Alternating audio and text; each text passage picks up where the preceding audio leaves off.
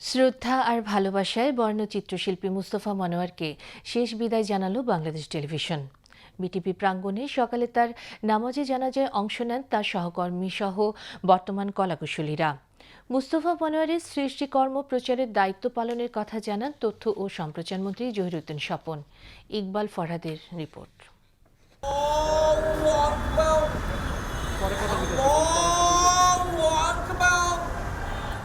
সকালের স্নিগ্ধ পরিবেশে শোকের আবেশ বিটিভি প্রাঙ্গণে।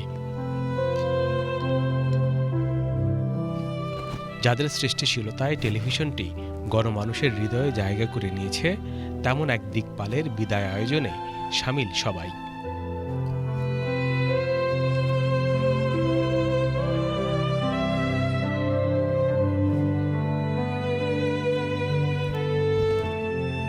তথ্যমন্ত্রী আশা করেন তার কর্ম অনুপ্রেরণা জুগিয়ে যাবে নবীনদের মাঝে।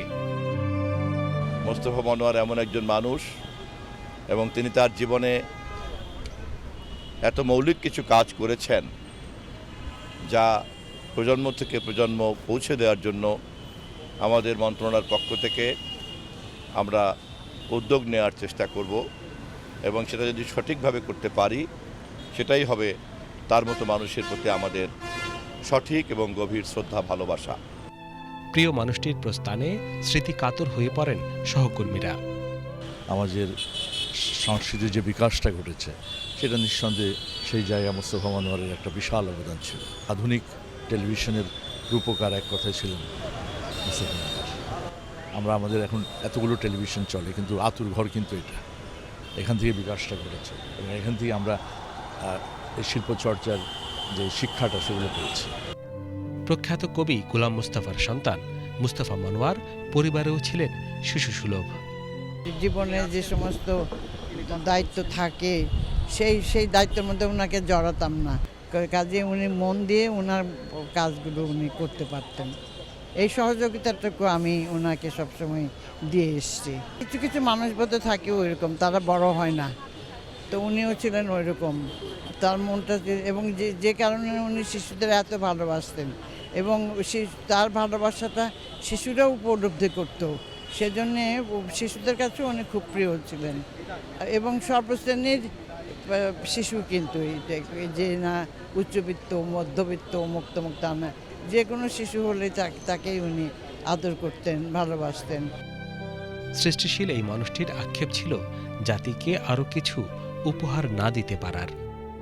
পরের দিকে বয়সের কারণে অনেক অসুস্থ হয়ে গেছে, তো আমি আরও যদি অনুষ্ঠান করতে পারতো আর কাজটা যদি চালিয়ে যেতে পারতো ফিট অবস্থায়।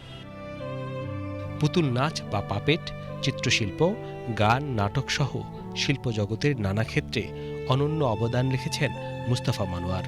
বিশিষ্টজনরা বলছেন তার চলে যাওয়া এক শূন্যতা তৈরি করবে জাতীয় জীবনে।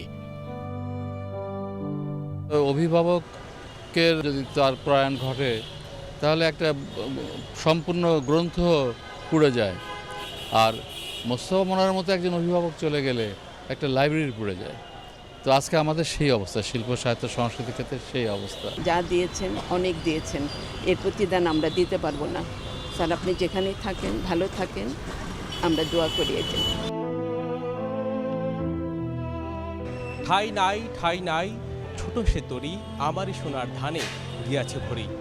কবিতার সেই লাইনের মতো করেই শিল্পী মুস্তফা মনোয়ার বিটিভির প্রাঙ্গণ থেকে বিদায় নিচ্ছেন, যে প্রতিষ্ঠানটিকে তিনি তার নিজের শিল্প এবং তার যে কর্মে এক অনন্য অবস্থায় নিয়ে গিয়েছিলেন। তার এই প্রস্থান শুধু প্রস্থান হয়ে থাকবে না, তিনি তার শিল্পকর্ম নিয়ে অমর হয়ে থাকবেন মানুষের মনে।